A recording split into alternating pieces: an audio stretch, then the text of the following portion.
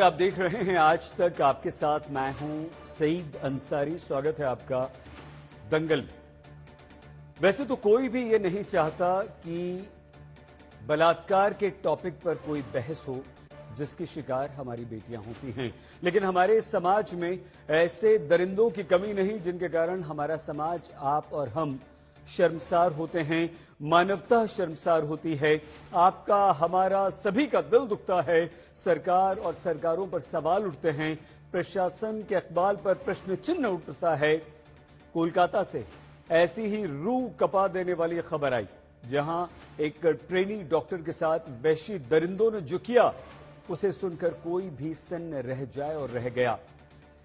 एक lady doctor के साथ पहले रेप किया गया, फिर उसे मार दिया गया, उसे मौत के घाट उतार दिया गया।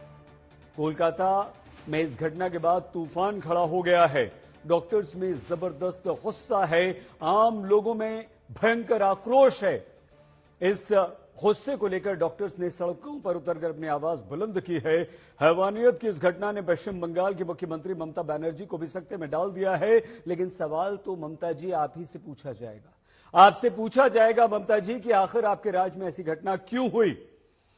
क्या अब अस्पताल में भी हमारी महिला डॉक्टर सुरक्षित नहीं हैं? बीजेपी ने इस मामले में सीबीआई जांच की मांग कर दी। आज इसी ज्वलंत मुद्दे पर हम बहस करेंगे, लेकिन उससे पहले कोलकाता में एक ट्रेनी डॉक्टर से रेप और उसके बाद उसकी हत्या पर हमारी ये विशेष रिपोर्ट।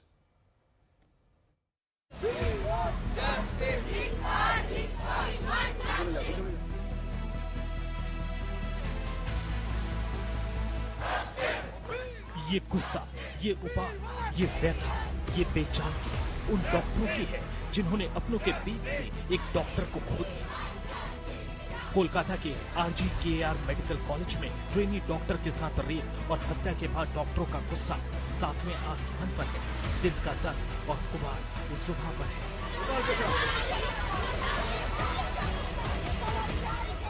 अस्पताल के अंदर ऐसी जो घिनौना जो चीज हुआ है, उसके बाद से पूरी जो पश्चिम बंगाल तथा कोलकाता की सारे डॉक्टर से सारे गूंज उठे हैं। क्योंकि आप देख सकते हैं कि यहाँ पे जितने भी कोलकाता की, साउथ कोलकाता की जितने भी हॉस्पिटल्स के डॉक्टर्स हैं, सारे मिलके यहाँ पे अपनी प्रोटेस्ट जता रहे हैं, काला बैज पहने हुए हैं और जस्टिस के मांग कर रहे हैं। Our major demand is justice to what the crime has happened, and the second demand is we need security to do any duty in our hospital premises. देखिए, हम यही अपील करेंगे कि जो पूरा मामला है वो ट्रांसपेरेंटली सामने लिया जाए। सबको बिठा के, सब डिपार्टमेंट के HODs को, सब स्टूडेंट्स को, सब सीनियर रेजिडेंट को बिठा के एक साथ ये बयान किया जाए कि क्या हो रहा है, क्या डिसिप्लिनरी एक्शन लिया जाए। दरअसल कोलकाता के RGKR मेडिकल कॉलेज की तीसरी मंजिल पर सेमिनार हॉल के अंदर एक ट्रेनी महिला डॉक्टर शुक्रवार सुबह रहस्यमयी हालत में मृत मिली। पोस्टमार्टम रिपोर्ट से पता चला कि पीड़ित डॉक्टर के साथ यौन उत्पीड़न किया गया था, फिर उसकी हत्या कर दी गई। ये घटना आग की तरह फैली। डॉक्टरों ने अपने तरीके से दरिंदगी के खिलाफ आवाज बुलंद की। कोलकाता की इस घटना पर ममता बनर्जी ने भी डॉक्टरों के सुर में सुर मिलाया। यह मेरे लिए व्यक्तिगत क्षति जैसा लगता है। उनका गुस्सा और मांग जायज है, मैं इसका समर्थन करती हूँ। पुलिस ने भी उनकी मांगे मान ली है। मैंने पीड़ित परिवार से बात की है और उन्हें इस मामले में उचित कार्रवाई का आश्वासन दिया है।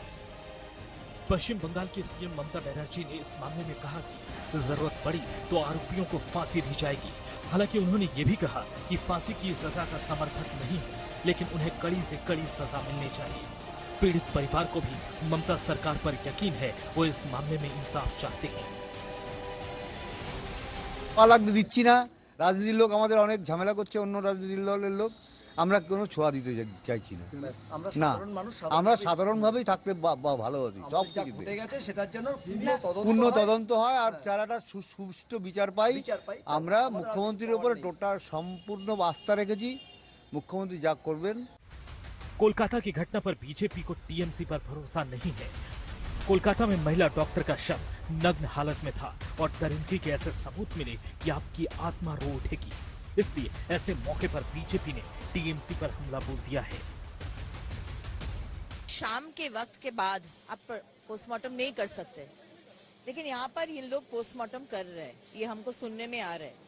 हम लोग चाहते हैं कि परिवार ये बोले कि वो प्रिजर्व करे बॉडी, और कल हम लोग केंद्रीय सरकार के कोई अस्पताल से पोस्टमार्टम करेंगे, क्योंकि यहाँ का ये सरकार का स्टेट सिस्टम से अगर पोस्टमार्टम हो तो जो सच्चाई है वो फिर से दब जाएगा, ये हमारा पूरा विश्वास है।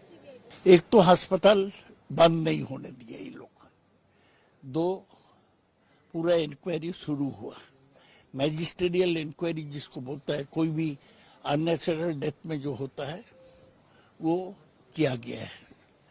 इसके बाद हमें आशा है कि जल्दी जो अपराधी है उसको पकड़ा जाएगा। ये बहुत ही शर्मनाक घटना है। डॉक्टर की रेप और हत्याकांड में ममता सरकार ने अब तक कुछ कदम उठाए हैं। एक शख्स को कोलकाता पुलिस ने गिरफ्तार किया है। डॉक्टरों की 11 सदस्यीय जांच कमेटी बना दी गई है। कोलकाता के सीपी खुद इस मामले को देख रहे हैं। वीडियो रिकॉर्डिंग के साथ पोस्टमार्टम किया गया है। पश्चिम बंगाल के health secretary RGKR medical college का दौरा कर चुके हैं। ममता ने भी पीड़ित परिवार से बात की है। ममता बनर्जी ने भी साफ कर दिया है कि इस मामले की केंद्रीय एजेंसी से जांच कराने में उनकी सरकार को कोई आपत्ति नहीं है। बीजेपी CBI जांच की लगातार मांग कर रही है और हम लोग सब मांगते हैं कि CBI इंक्वायरी हो और जो दोषी है और जो ये काम किए हैं, इतना घटिया काम और इतना जो ब्रूटलिटी जिसने इन्फ्लिक्ट किया है, उनके ऊपर उनको आइडेंटिफाई करके उनके ऊपर जो मैक्सिमम पॉसिबल पनिशमेंट हो सकता है उनको फांसी पे देना चाहिए। कोलकाता की घटना ने दिल्ली के निर्भया कांड की याद दिला दी है। समाज की इस गिरती मानसिकता पर आखिर सरकार कहां पहरा लगाए? दरिंदों की उस सोच पर कैसे पहरा किया जाए जिसने एक डॉक्टर बेटी के साथ रूह गंवाने वाली वारदात को अंजाम दिया है? लेकिन इस तरह की घटनाएं हमें याद दिलाती हैं कि या तो सरकार का इकबाल कम हो गया है या फिर पुलिस प्रशासन का खौफ अपराधी और विकृत मानसिकता वाले इंसानों में नहीं है। कोलकाता से अनिर्बन रॉय, सुरेगिन रॉय के साथ आज तक ब्यूरो। हमारे साथ इस समय राधिका खेड़ा जी, रिजू दत्ता जी, सायरा शाह हलीम जी, विनय सिंह जी और आभा मर्यादा बैनर्जी जी हैं। आप सभी को नमस्कार, बहुत धन्यवाद आपका हमारे साथ जुड़ने के लिए। रिजू जी, हम आपसे इस कार्यक्रम की शुरुआत करना चाहते हैं और ये एक ऐसा मुद्दा है रिजू जी जिस पर बात नहीं होनी चाहिए, एक्शन होना चाहिए, कार्रवाई होनी चाहिए। और पार्टी लाइन से अलग हटकर अगर हम बात करें तो एक वो बच्ची जो मेहनत करती है मेडिकल के लिए, डॉक्टर बनने के लिए, नाइट ड्यूटी करती है, बीमारों की तीमारदारी करने के लिए, उनकी सेवा करने के लिए, अगर हॉस्पिटल में रिजू जी किसी बच्ची के साथ इतनी घिनौनी हरकत होती है, दरिंदगी होती है, रूह कांप जाती है और उसके बाद अभी तक सिर्फ एक व्यक्ति गिरफ्तार होता है, सही बात पता नहीं चल पाती है। ममता बनर्जी एक महिला मुख्यमंत्री के होते हुए अपराधियों के इतने हौसले बुलंद हो जाते हैं रिजू जी, रूह कांप जाती है। क्या कमी रह गई? क्यों उस व्यक्ति को या उन व्यक्तियों को जिन्होंने ये घिनौनी हरकत की, ममता बनर्जी का डर नहीं रहा, पुलिस प्रशासन का डर नहीं रहा? हालांकि ममता यह जरूर कह रही है कि फांसी पर लटका देना चाहिए ऐसे लोगों को। रिजू जी। अंसारी जी, थोड़ा वक्त दीजिएगा, बहुत ही सेंसिटिव मुद्दा है। देखिए, ये एक जघन्य अपराध है, इसको और किसी तरीके से हम इसको नहीं कह सकते। पर यह भी वास्तव का बात है कि हर इंसान के पीछे ये मतलब पॉसिबल नहीं है कि हर इंसान के पीछे नजरदारी हो। पर एक प्रशासन, एक मुख्यमंत्री क्या कर सकती है? वो अपना राजधर्म पालन कर सकती है। उन्होंने क्या किया? उन्होंने खुद परिवार, पीड़िता के परिवार से बात किया। SIT का गठन हुआ जहां डॉक्टर्स भी हैं, पुलिस भी है, वीडियो कैमरा के सामने पोस्टमार्टम हुआ। उसके बाद रेप और मर्डर के चार्जेस लगाए गए। 24 घंटा में जो मुख्य आरोपी है संजय राय करके एक व्यक्ति, वो गिरफ्तार हुआ, उसका 14 दिन का रिमांड हो गया। और मुख्यमंत्री जी ने खुद कहा है कि हम और पश्चिम बंगाल सरकार फांसी के लिए हम लोग कोर्ट को बोलेंगे। और दूसरी बात, अगर परिवार चाहेगी कि अगर वो हमारे इस पूरे इन्वेस्टिगेशन के ऊपर अगर खुश नहीं होंगे, तो अगर परिवार कहेगी और सीबीआई इंक्वायरी होगा तो उसमें भी हमें कोई दिक्कत नहीं है।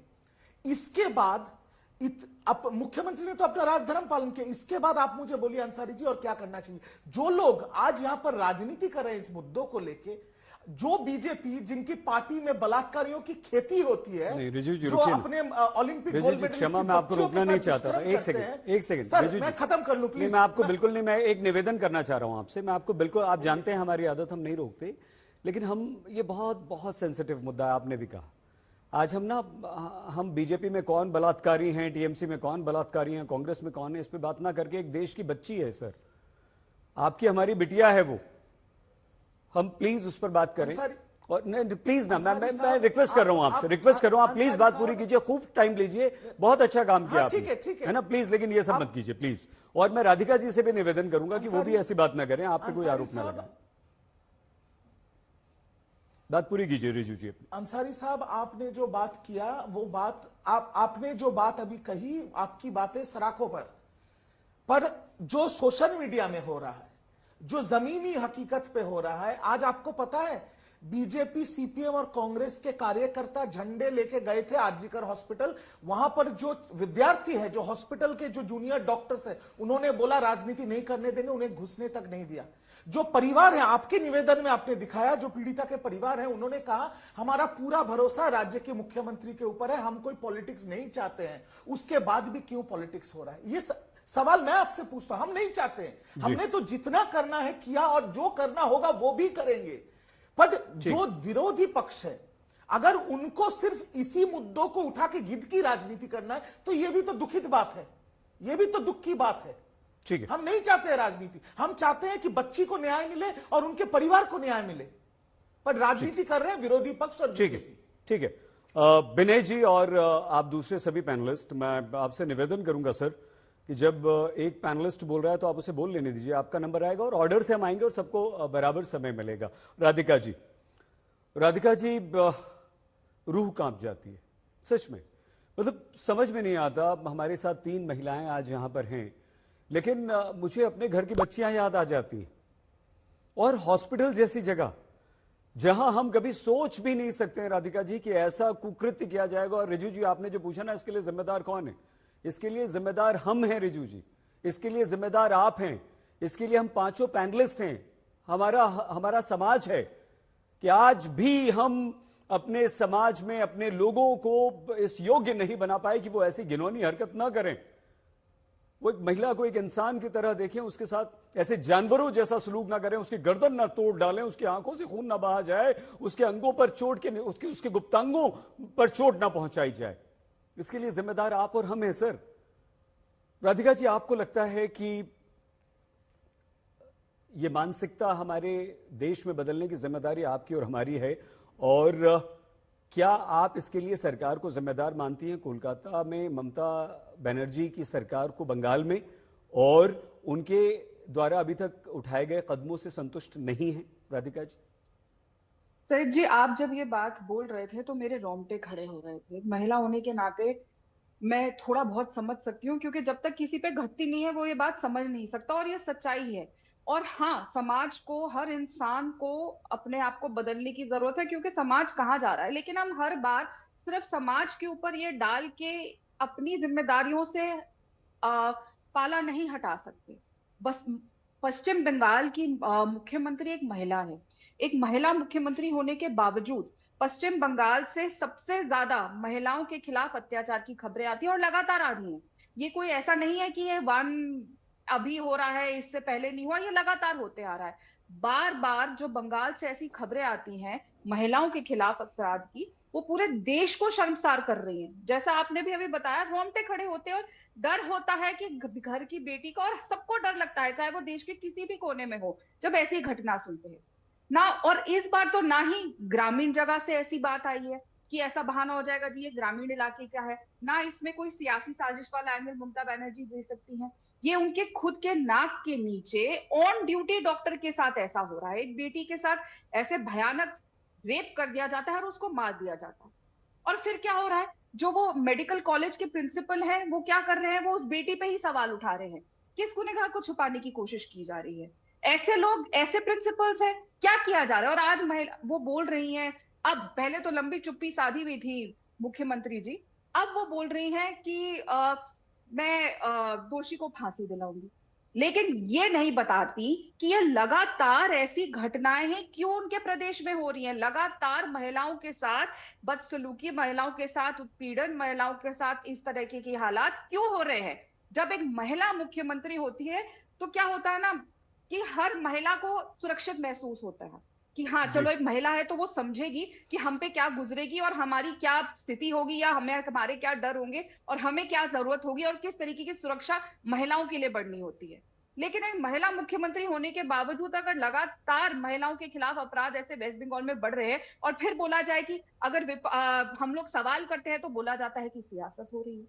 ये तो बहुत शर्मिंदगी की बात है। हम सवाल क्यों नहीं पूछेंगे? यहाँ पे टीएमसी के प्रवक्ता कह रहे बताइए हम क्या करें, इससे ज्यादा क्या कर सकते हैं आपको। और इसी बात से मुझे एक बात याद आई, आपको याद होगा जब दिल्ली में निर्भया केस हुआ था तो इन्हीं के साथी हैं आम आदमी पार्टी के अब जो मुख्यमंत्री बन गए, जहां पे ममता दीदी अभी जाके गले मिल के आई थी उनके पूरे परिवार से। क्या कहा था अरविंद केजरीवाल साहब ने निर्भया केस के बाद?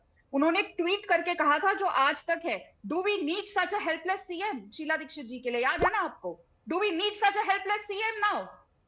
पूछ रही हूं मैं सवाल, क्या वेस्ट बंगाल को ऐसे हेल्पलेस सीएम की जरूरत है? जिनके प्रवक्ता आके यहाँ कहते हैं इससे ज्यादा हम क्या करें? ये तो सबसे ज्यादा हो गया कि हम कह रहे हैं कि फांसी की सजा दी जाए। अरे आपको खुद फांसी ले लेनी चाहिए ऐसी बात बोलने से पहले। ये बात एक मुख्य एक जब सरकार में कोई है, मेरे को इतना गुस्सा आ रहा है ना सैयद जी, मतलब कोई ये क्या बात बोली है टीएमसी के प्रवक्ता ने, आप सरकार में और बोल रहे इससे ज्यादा हम क्या करें? डूब मरिए आप ऐसी बात बोलने से पहले कि इससे ज्यादा क्या करें हम। आपके कॉलेज का प्रिंसिपल आज भी उन गुनहगारों को बचा रहा है, उस लड़की पे सवाल उठा रहे हैं, आप पूछ रहे इससे ज्यादा हम क्या करें? आपने अपनी सियासत के लिए, अपनी राजनीति के लिए मजहब के नाम पे पूरे बंगाल पे आग लगा दिया। मुख्यमंत्री वहां पे कहती है इससे ज्यादा हम क्या करें? मुझे तो समझ नहीं आ रहा सैयद जी, मैं रोऊं, गुस्सा करूं, क्या करूं ऐसी बात सुन के? अगर इनके प्रवक्ता ऐसी बात करें तो सोचिए।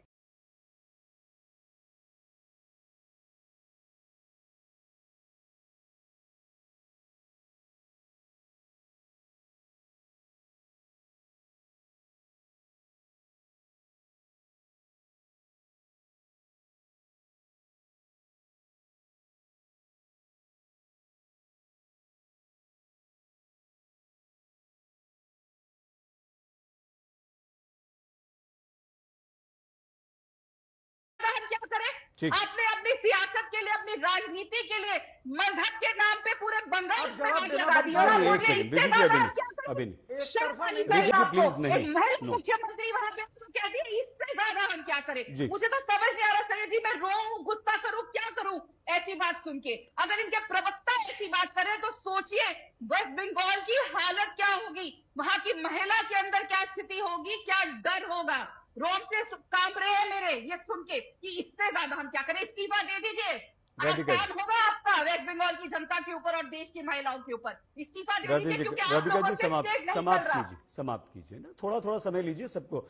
एक निवेदन तो आपसे कर सकते हैं कि अभी फिलहाल आप ये कर सकती हैं कि आप बहुत पढ़ी लिखी हैं, विद्वान हैं, शब्दों की कोई कमी नहीं है आपके पास, तो डूब मरो और ये करो वो करो जैसे शब्दों से आप बच सकती है। नहीं तो रिजू जी अगर कोई ये बोलेगा इससे ज्यादा कोई बात नहीं मैम, प्लीज मैम प्लीज, ठीक है राधिका जी आपका समय हो गया।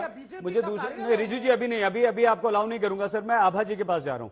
आभा जी, सायरा जी आप भी कुछ कहना चाह रही है? मैं विनय जी और आपके पास आता हूं। आभा जी, ये एक बच्ची के साथ रेप नहीं है, यह हमारे देश भर की बच्चियों को घर से बाहर निकलने में डरा देने वाली घटना है। यह हर माता पिता, भाई, दोस्त, पति सबको डरा देने वाली घटना है कि हम अपनी बच्चियों को घर से बाहर कैसे जाने दें। हम सब भी समाज में हैं। आभा जी, आपको लगता है कि ये हमारे प्रशासन का डर अपराधियों में नहीं है या हमारे समाज में हम फेल हुए हैं अपने आप को उस स्तर पर ले जाने में जहां बच्ची अकेली रात को सड़क पर हो तो भी सुरक्षित हो? सईद भाई, हम फेल हुए हैं, टू बी वेरी प्रिसाइज, कि हम सामाजिक तौर पर फेल हो गए हैं। अगर इस तरह की घटनाएं 2012 निर्भया, अभी हम सबको याद आया, सबने उसी के बारे में बात करी। हम फेल हो गए हैं, क्योंकि ये हैवानियत जो है, ये जो सामाजिक विकृति है, जहाँ पे बच्चियों को या महिलाओं को सुरक्षित नहीं रख पा रहे हैं हम लोग।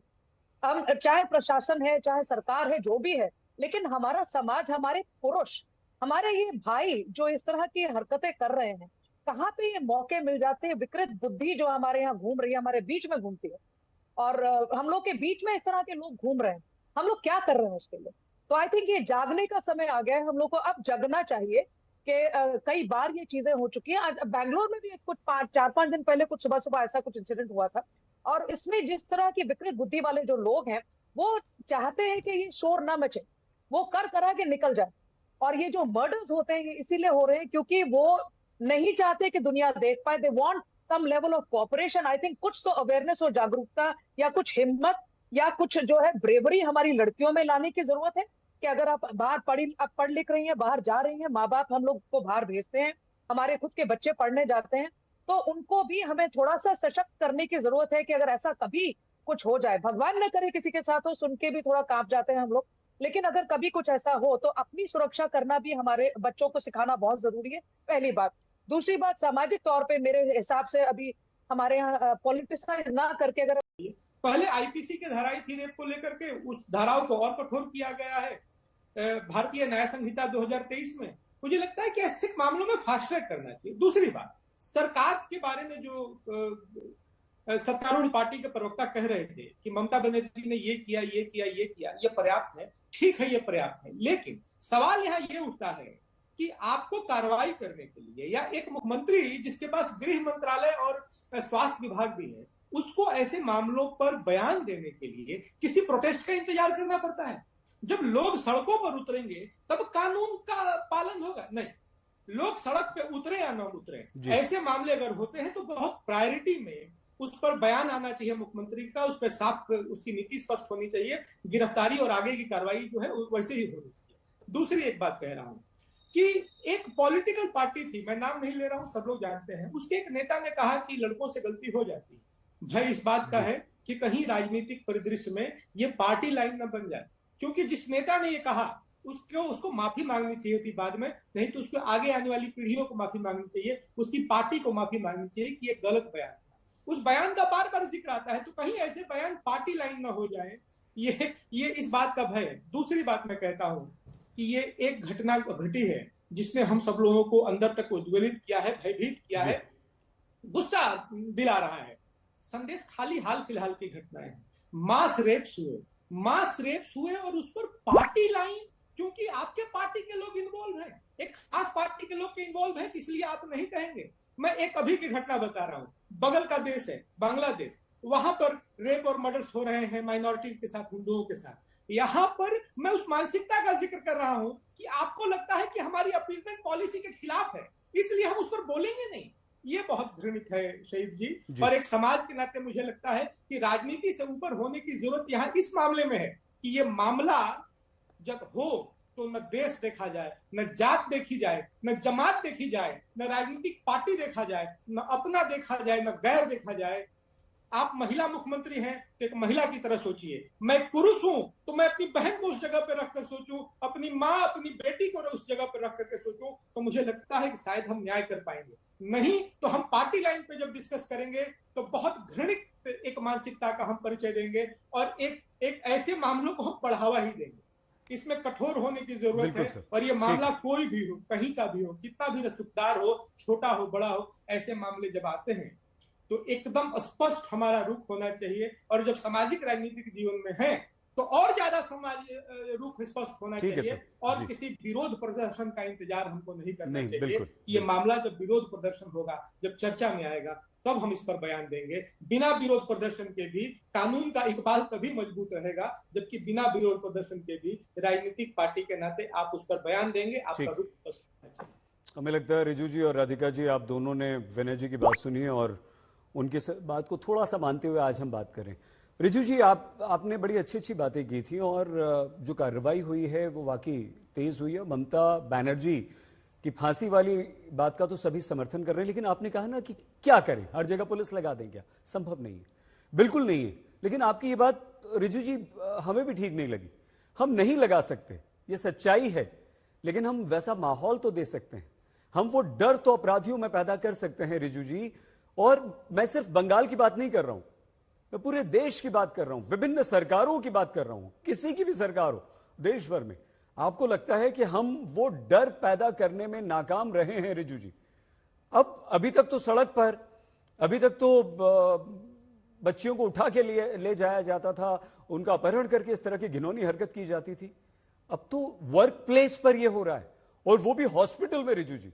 आपको लगता है कि हमें कहीं ना कहीं सरकार और सरकारी प्रतिनिधि होने के नाते आपको जिम्मेदारी लेनी चाहिए? अंसारी जी, अब थोड़ा बोलने दीजिएगा।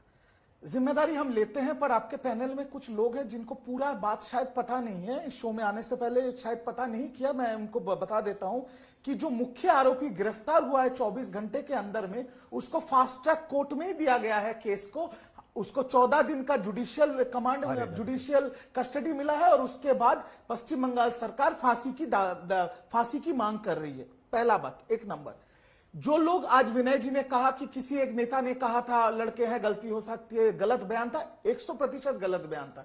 वैसे ही और एक नेता थे बंगाल के, बहुत बड़े मुख्यमंत्री थे, जब एक डॉक्टर, यहां पर एक डॉक्टर का बलात्कार का बात हो रहा है ना अंसारी साहब, तो एक डॉक्टर अनीता दीवान का जब बानतला जैसे क्षेत्र में गैंगरेप और मर्डर किया जाता है, तब के मुख्यमंत्री कहते थे ऐसा तो होता रहता है। आज की मुख्यमंत्री ऐसा नहीं कर रही है। आज की मुख्यमंत्री के मंत्री और एक सांसद आज उस पीड़िता के घर पे बैठे हैं। अभी जब मैं बात कर रहा हूं, शोभनदेव चटर्जी और सौगत राय, मुख्य आरोपी 24 घंटे में गिरफ्तार हो चुका है। सीपी पुलिस खुद बैठा है आरजीकर हॉस्पिटल में, मुख्यमंत्री खुद फॉलो अप कर रहे हैं, और हम फांसी की मांग करते हैं। और अगर परिवार कहे कि सीबीआई इंक्वायरी चाहिए, उस पर भी हम आपत्ति नहीं लगा रहे हैं। देखिए, 1 मिनट रोकना पड़ रहा है, कोई बड़ी खबर इस समय आ गई है। ब्रेकिंग न्यूज ये है कि कोलकाता में महिला डॉक्टर की हत्या के मामले में आरोपी को 14 दिन की पुलिस कस्टडी में भेज दिया गया। रिजू जी, अपनी बात पूरी कीजिए प्लीज। थोड़ा मुझे बोलने दीजिए ना, ऐसे एक तरफा होने से मुश्किल हो जाता है। मुझे चारों को जवाब देना है, थोड़ा सब्र कर लीजिए सर। अब मैं आता हूं आखिर में हमारे बीजेपी के जो प्रवक्ता हैं। मैं राजनीति नहीं करना चाहता, पर उन्होंने यहां पर बहुत ड्रामे किए, बहुत मगरमच्छ के आंसू उन्होंने गिराए। यहां पर बेटी का उनके परिवार के सामने पोस्टमार्टम हुआ था। उन्नाव में बेटी को पुलिस ने जिंदा जला दिया था, शव तक नहीं मिला था। याद है आपको अंसारी साहब? वो लोग यहां रो रहे हैं जब निर्भया की बात हो रही है। जो प्रवक्ता पता है, तो आप टीएमसी के प्रवक्ता जो यहाँ पे बैठ के बड़ ज्ञान दे रहे हैं, आपके मुंह में दही जम गई थी। तो यहाँ पे बैठ के ज्ञान मत दीजिए कि हम महिलाओं को क्या करना चाहिए क्या नहीं। बस ये है, पूरी दुनिया ने देखा है, सबसे बैठ के बोला है। और मैं आपके बीच में नहीं बोली थी जब आप जहरीला विलाप कर रहे थे। जब आप मुझे बोलने दीजिए, और बीच में मत बोलिए। आप लोगों ने जो महिलाओं की हालत बंगाल में कर दी है, वो दयनीय है। और ऐसी हालत कोई भी महिला, किसी भी महिला के साथ कहीं पे भी नहीं होनी चाहिए। और मैं हर बार अपनी आवाज उठाती हूँ और कभी भी चुप नहीं रहती हूँ। वो आपका कैरेक्टर है कि जब अयोध्या में रेप होता है हिंदू लड़की के साथ और उसमें सपा का नेता पाया जाता है दोषी, तो आप चुप्पी साधते हैं। राधिका खेड़ा चुप्पी नहीं साधती और भारतीय जनता पार्टी चुप्पी नहीं साधती। तो ये टूरिज्म जो आप लोग करते हैं, ट्रेजेडी टूरिज्म और पॉलिटिकल अपने जो आप वेंडेटा चलाते हैं, ये बंद करिए। रिजू जी, एक सेकंड हो रहा है, लगातार हो रहा है महिलाओं के साथ, ठीक है। दर्दनाक है। राधिका जी, नहीं अभी नहीं सर, अभी 3 मेहमान और हैं मेरे साथ।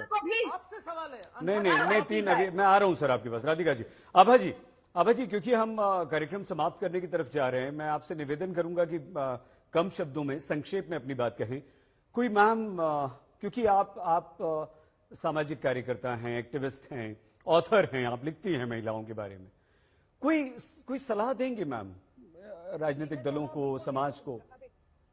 जी, मैं आपके चैनल के माध्यम से एक बात कहना चाह रही हूँ, क्योंकि ये जो हो रहा है, ये मतलब ये इतना जो हम लोग बातचीत कर रहे हैं, मुझे लगता है कि अल्टीमेटली जो इसमें एक्शन लिया जाएगा वही है जो होगा। पर क्योंकि इससे आइसोलेटेड इंसिडेंट नहीं है, हम लोग ये 3 तरफा एक बात जो मैं कहना चाह रही हूँ, आज के कोई भी हमारी भारतीय महिला सुरक्षित नहीं।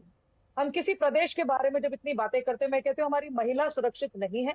और 3 तरफा ये बात है। अगर मैं एज अ लॉयर कहूँ, एज अ समाज सेविका, 30 सेकंड्स में समाप्त कीजिए, मुझे विनय सर से कमेंट्स हाँ जी, लॉ, हमारे यहाँ लॉ है, लेकिन लॉ एंड ऑर्डर नहीं है। That is the first part. उसके ऊपर हमें आई थिंक काम करने की, सरकारों को बहुत काम करने की जरूरत है।